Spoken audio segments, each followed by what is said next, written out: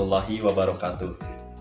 Perkenalkan, kami dari kelompok 1 akan mempresentasikan materi tentang jasa transportasi yang beranggotakan. Perkenalkan, nama saya Amaluddin Taufik Ferdian dengan NPM 101216110. Izin memperkenalkan diri, nama saya Anissa Milani dengan nomor NPM 101211775. Assalamualaikum warahmatullahi wabarakatuh. Perkenalkan, nama saya Anwar Maulana dengan NPM 101121593. Perkenalkan, nama saya Jaka Istiqomah, NPM 101215750. Perkenalkan, nama saya Jaka Permana, NPM 10121609. Perkenalkan, nama saya Mega Apriliani, NPM 101211564. Materi pertama yang akan saya bahas yaitu pengiriman barang. Pengiriman barang merupakan sebuah layanan jasa yang bisa melayani proses pengiriman sekaligus penerimaan barang dengan berbagai jenis moda transportasi. Layanan jasa ini sangat dibutuhkan oleh para pelaku bisnis yang melakukan ekspor dan impor agar barang-barang yang mereka kirim bisa sampai dengan selamat ke alamat tujuan. Materi kedua yang akan saya bahas yaitu jenis-jenis dari freight forwarding. Sebelum mengenal jenis-jenis dari freight forwarding, sebaiknya kita mengenal dulu apa itu freight forwarding. Freight forwarding adalah kegiatan dalam bidang pelayanan jasa untuk pengangkutan barang secara menyeluruh. Ada juga tujuan dari freight forwarding sendiri yaitu sebagai pelaksana yang berperan dalam pelayanan, IMKL, jasa kepabeanan, sampai pengiriman door to door. Sebelum mengetahui jenis-jenis dari freight forwarding, kita perlu mengetahui kegiatan apa saja yang berkaitan dengan freight forwarding. Layanan freight forwarding berkaitan dengan pengiriman barang baik melalui jalur darat, udara, ataupun laut. Selanjutnya, di sini ada jenis-jenis dari freight forwarding. Freight forwarding di Indonesia sendiri ada 3 kategori, yaitu internasional, domestik, dan juga lokal. Yang pertama ada forwarder internasional. Forwarder internasional termasuk dalam kategori kelas A. Jasa forwarder ini banyak digunakan oleh para eksportir dan importir. Keunggulan dari forwarder internasional yaitu menerbitkan via tab atau L, biaya pengangkutan relatif lebih murah, sarana dan prasarana lebih lengkap dan memadai. Selanjutnya, ada jenis bisnis forwarder domestik yang termasuk dalam kategori forwarder kelas B. Cakupan wilayahnya sebetulnya nyaris serupa dengan forwarder internasional dan juga bisa mengirimkan barang ke luar negeri. Namun, tidak semua wilayah, melainkan hanya beberapa wilayah saja. Hal ini disebabkan karena agen atau mitra yang dimiliki forwarder domestik tidak sebanyak mitra forwarder internasional atau forwarder kelas A. Selain itu, perbedaan lainnya ada pada penerbitan PATB atau L. Forwarder domestik belum memiliki hak penuh dalam penerbitan dokumen tersebut, seperti yang bisa diterbitkan oleh forwarder internasional. Kemudian, ketiga ada forwarder lokal, yang merupakan tingkatan kelas paling bawah di antara kedua forwarder sebelumnya. Forwarder lokal termasuk dalam kategori kelas C. Disebut lokal karena dalam melaksanakan kegiatannya sebagai jasa pengurusan dan pengiriman barang, forwarder lokal hanya dapat mengirimkan barang dalam cakupan lokal. Artinya, forwarder lokal tidak bisa mengirimkan barang di luar atau melampaui batas negara forwarder tersebut berada.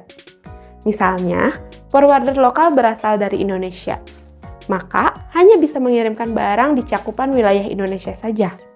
Forwarder ini termasuk pengelola IMKL, IMKU, dan IMKA. Selanjutnya, saya akan menjelaskan tentang pengiriman barang dalam kegiatan ekspor dan impor. Salah satu faktor yang mempunyai peran penting dalam kegiatan ekspor dan impor adalah pengangkutan. Salah satu kewajiban dari penjual atau eksportir adalah mengurus pengangkutan barangnya untuk dikirimkan kepada pembeli atau importir. Selanjutnya saya akan menjelaskan mengenai transportasi.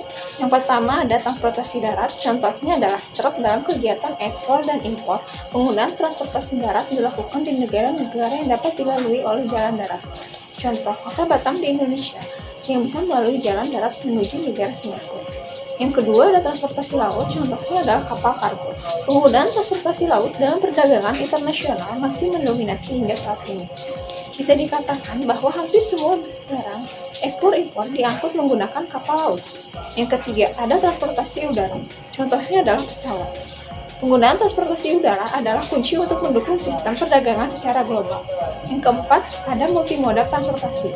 Adalah gabungan dari 2 atau lebih transportasi. Contohnya adalah truk yang selanjutnya masuk ke dalam kapal untuk mengirimkan barang ekspor dan impor.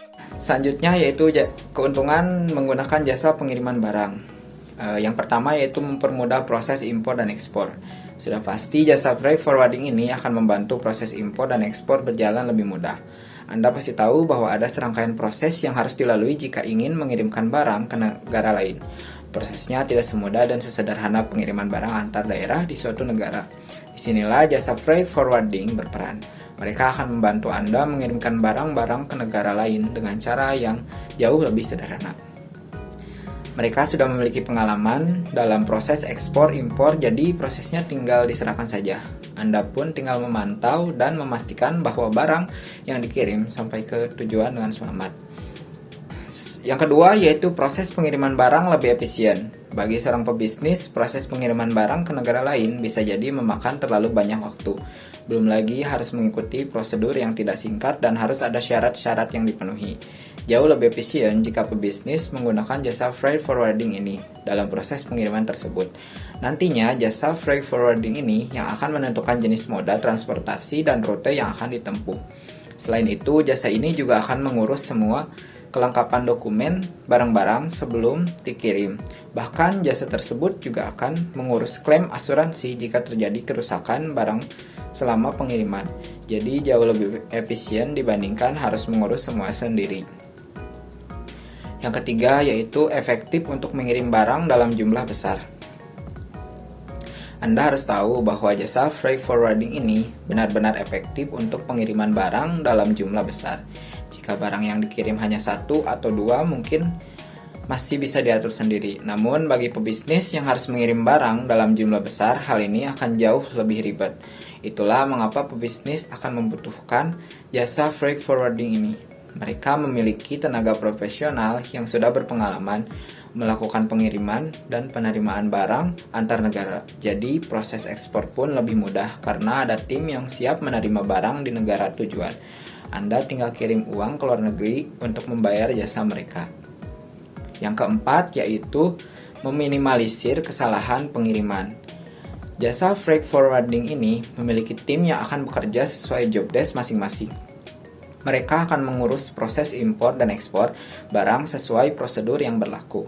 Mereka juga sudah memiliki pengalaman dan terlatih dalam proses impor maupun ekspor. Jadi bisa dikatakan bahwa kesalahan pengiriman barang bisa diminimalkan, bahkan tidak ada sama sekali. Coba bayangkan jika Anda harus mengirim barang dengan kapasitas besar ke luar negeri dan ini adalah pengalaman pertama bagi Anda. Pasti akan terasa sangat sulit dan bisa jadi ada kesalahan di tengah proses pengiriman tersebut karena Anda tidak punya pengalaman. Lebih baik serahkan saja pada layanan jasa yang sudah profesional dan ahli mengurusi impor maupun ekspor. Yang kelima yaitu mempercepat proses pengiriman barang. Jasa freight forwarding ini juga akan membuat proses pengiriman barang jadi lebih cepat. Bayangkan saja jika Anda harus mengurus semua sendiri, pasti akan memakan waktu yang jauh lebih lama. Lain halnya jika Anda mempercayakan proses tersebut kepada jasa yang sudah berpengalaman. Anda mungkin akan mengeluarkan biaya tambahan untuk membayar jasa freight forwarding ini. Namun tidak masalah karena proses pengiriman barang jadi lebih efisien dan cepat. Apalagi sekarang biaya kirim uang ke luar negeri juga semakin terjangkau, jadi Anda bisa memperhitungkannya agar pemakaian jasa freight forwarding tidak memberatkan. Transportasi laut sebagai moda andalan. Kapal laut mendominasi transportasi internasional, diperkirakan 90% dari total barang yang diangkut. Sisanya menggunakan angkutan udara dan darat. Moda transportasi laut ini mampu menampung berbagai jenis angkutan baik yang berukuran kecil maupun besar, serta barang curah, bijian, sampai dalam bentuk unit, dapat diangkut di dalam kontainer melalui laut. Pergerakan kapal di dalam negeri terdiri dari pergerakan kontainer antar pulau atau tujuan dalam negeri, serta untuk tujuan transhipment untuk dimuat ke kapal lebih besar. dan tujuan ekspor atau impor. Sayangnya, berdasarkan presentasi rapat kerja Kementerian Perdagangan pada tahun 2017, armada kontainer di Indonesia masih terhitung sangat sedikit dibanding Malaysia, India, dan Cina. Perbandingan jumlah ukuran kapal-kapal besar yang dimiliki Indonesia bahkan tidak mencapai 50%. Hal ini berakibat pada biaya per TEU atau 20 Foot Equivalent Unit menjadi lebih tinggi dibandingkan diangkut dengan kapal besar. Perlu menjadi catatan bahwa besarnya kapasitas angkut kapal domestik juga harus diimbangi dengan kapasitas produksi yang optimal, sehingga kontainer yang ada siap untuk menampung barang dengan jumlah yang optimal. Artinya, optimalisasi produk domestik juga mesti dilakukan dengan cermat, terutama dalam memilih sektor unggulan ekspor. Melalui Instruksi Presiden Nomor 5 Tahun 2005 tentang Pemberdayaan Industri Pelayaran Nasional, Presiden menginstruksikan untuk meningkatkan jumlah dan kapasitas kapal laut nasional agar bisa menjadi tuan rumah di negara sendiri. Hal ini dikarenakan banyaknya kapal bendera asing yang beroperasi di Indonesia, karena kapasitas kapal Indonesia yang belum mencukupi permintaan. Begitu pula angkutan laut kargo ekspor dan impor di Indonesia yang masih didominasi perusahaan asing. Saya di sini akan menjelaskan mengenai langkah-langkah melengkapi prosedur ekspor. Yang pertama, eksportir mengadakan koresponden dengan importir luar negeri seperti mutu, delivery, dan lain-lain. Yang kedua, eksportir dan importir mengadakan kontrak jual beli termasuk kesepakatan sistem pembayaran. Kemudian yang ketiga, importir menerbitkan PO atau SI kepada eksportir. Yang keempat, importir membuka atau mengirim LC melalui bank korespondennya jika menggunakan LC. Yang kelima, bank importir meneruskan LC kepada bank devisa. Bank devisa meneruskan LC kepada eksportir. Yang ketujuh, eksportir menyiapkan barang-barangnya sesuai PO atau SI yang diterima. Yang kedelapan, eksportir mendaftarkan vape di kantor bea cukai setempat atau di mana lokasi pelabuhan muat melalui perusahaannya penyedia jasa kepabean PPJK. Yang kesembilan, eksportir memesan ruang kapal kepada ekspedisi muatan kapal laut atau EMKL. Yang ke-10, eksportir sendiri atau minta bantuan EMKL untuk mengirim barang. Yang ke-11, eksportir sendiri atau EMKL memvietmukakan barangnya. Yang ke-12, EMKL memberitahukan kepada eksportir barang telah dikirim ke laut. Yang ke-13, barang dikirim dari Indonesia ke importir. 14, eksportir menerima pembayaran dari bank devisa ketika barang sudah di atas kapal, jika kesepakatannya adalah FOB antara eksportir dan importir. Studi kasus Role of Freight Forwarder in Import-Export Business at PT Jasa Trans Samudra Sulut. PT Jasa Trans Samudra Sulut adalah International Freight Forwarders, yaitu perusahaan yang bergerak di bidang jasa pengiriman dan pengurusan dokumen-dokumen ekspor-impor. Perusahaan ini memberikan pelayanan untuk kargo peti kemas bermuatan penuh ataupun kargo yang bermuatan sedikit dengan menggunakan multimoda transport, yaitu melalui darat, laut, udara. Dalam perannya sebagai freight forwarder, perusahaan ini bertindak sebagai perantara pengirim barang atau penerima barang sehingga dapat lebih memudahkan para eksportir dan importir mengirimkan barang mereka. Selanjutnya yaitu aspek kegiatan PT Jasa Trans Samudra Sulut. Pergudangan. Yang pertama yaitu aktivitas pergudangan memainkan peran penting dalam ekspor dan impor dengan mengelola logistik dan penyimpanan barang selama proses perdagangan internasional. Aktivitas pergudangan dalam ekspor dan impor meliputi yang pertama penerimaan dan pengepakan barang. Selanjutnya yaitu menyediakan tempat penyimpanan sementara, inventarisasi, penyortiran dan penyisipan barang, konsolidasi, dan logistik dan pengiriman. Yang kedua yaitu angkutan udara.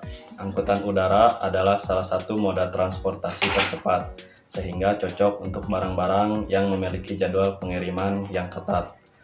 Ketersediaan yang global cocok untuk produk bernilai tinggi, ringan, dan berukuran kecil seperti barang elektronik. Yang ketiga yaitu angkutan laut.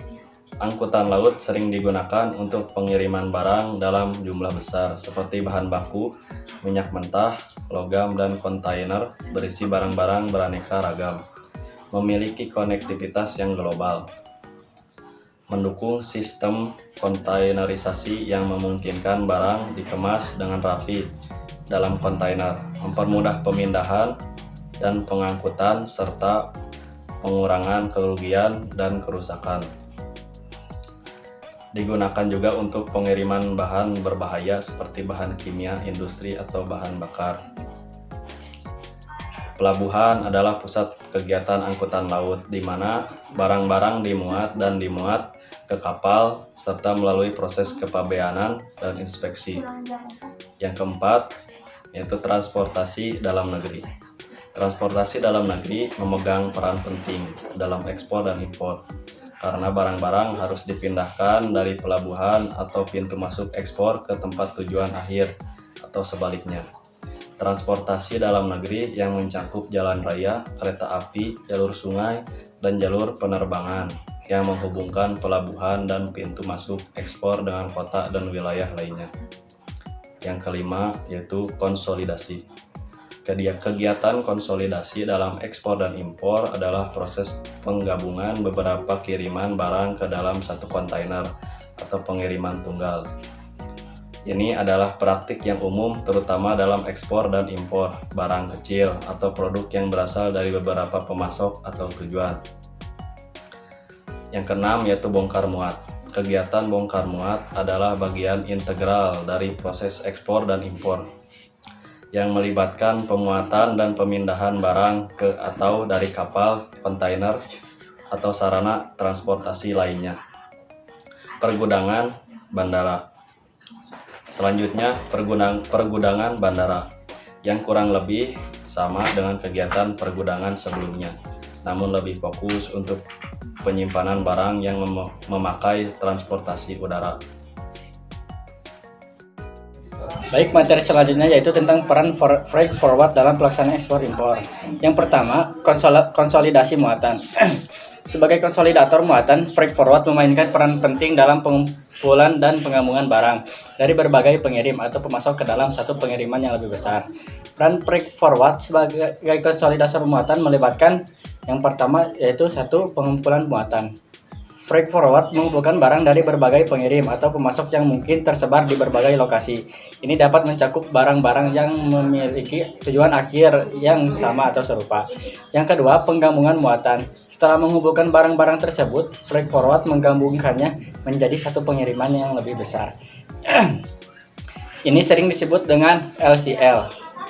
Dalam konteks pengiriman laut dan konsolidasi udara, dalam pengiriman udara. Yang ketiga yaitu optimisasi ruang kargo. Freight forward bertanggung jawab untuk memaksimalkan penggunaan ruang kargo dalam kapal, pesawat, truk, atau mode transportasi lainnya. Yang kedua, sebagai pengangkut. Pemilihan dan pengaturan transportasi freight forward memilih mode transportasi yang sesuai seperti kapal, pesawat, kereta, truk, atau gabungan dari beberapa mode. Yang kedua yaitu konsolidasi kargo. Freight forward sering mengkonsolidasikan kargo dari berbagai pengirim atau pemasok ke dalam satu pengiriman untuk memaksimalkan efisiensi dan mengurangi biaya pengiriman. Yang ketiga, pengisian dan pemuatan. Freight forward mengelola pengisian dan pemuatan barang ke dalam kontainer, truk, atau pesawat sesuai dengan persyaratan dan kapasitas yang sesuai. Sebagai dokumentasi, freight forward memiliki peran penting dalam manajemen dokumentasi yang terkait dengan pengiriman internasional. Peran mereka dalam dokumentasi meliputi penyusunan dokumen pengiriman. Freight forward membantu dalam penyusunan berbagai dokumen yang diperlukan untuk pengiriman internasional seperti faktur komersial, packing list, dan dokumen ekspor. Selanjutnya, freight forward memiliki peran penting dalam manajemen dokumentasi yang terkait dengan pengiriman internasional. Peran mereka dalam dokumentasi meliputi penyusunan dokumen pengiriman penyusunan dokumen pengiriman. Freight forward membantu dalam penyusunan berbagai dokumen yang diperlukan untuk pengiriman internasional seperti faktur, komersial, packing list, dan dokumen ekspor. Yang kelima yaitu sebagai pemrosesan bea cukai. Mereka dapat membantu dalam penyusunan dokumen bea cukai dan memastikan bahwa barang-barang tersebut memenuhi persyaratan bea cukai negara asal dan tujuan. Freight forward peran sebagai pembungkusan. Freight forward memainkan peran penting dalam pembungkusan atau packing barang yang akan dikirim sebagai bagian dari proses pengiriman internasional. Peran mereka dalam pembungkusan meliputi yang pertama, konsultasi pembungkusan. Freight forward dapat memberikan saran tentang jenis bungkus yang sesuai untuk jenis barang yang akan dikirim. Yang kedua, pemilihan barang kemasan. Freight forward dapat membantu dalam pemilihan bahan pembungkusan yang tepat seperti karton, kayu, kardus, palet, dan sebagainya. Yang ketiga, penyediaan kemasan. Beberapa freight forward dapat mengatur pembuatan atau penyediaan bahan kemasan dan wadah jika diperlukan. Freight forward peranan sebagai asuransi. Yang pertama itu penyedia informasi. Freight forward dapat memberikan informasi tentang opsi asuransi yang tersedia dan membantu klien memahami kebijakan asuransi yang relevan untuk pengiriman mereka. Yang kedua, fasilitator asuransi. Mereka dapat membantu klien untuk mengatur asuransi kargo jika diminta. Ini melibatkan menghubungkan klien dengan perusahaan asuransi atau broker asuransi yang berspesialisasi dalam asuransi kargo. Yang ketiga yaitu manajemen risiko. Freight forward berpengalaman dalam mengidentifikasi risiko yang terkait dengan pengiriman barang.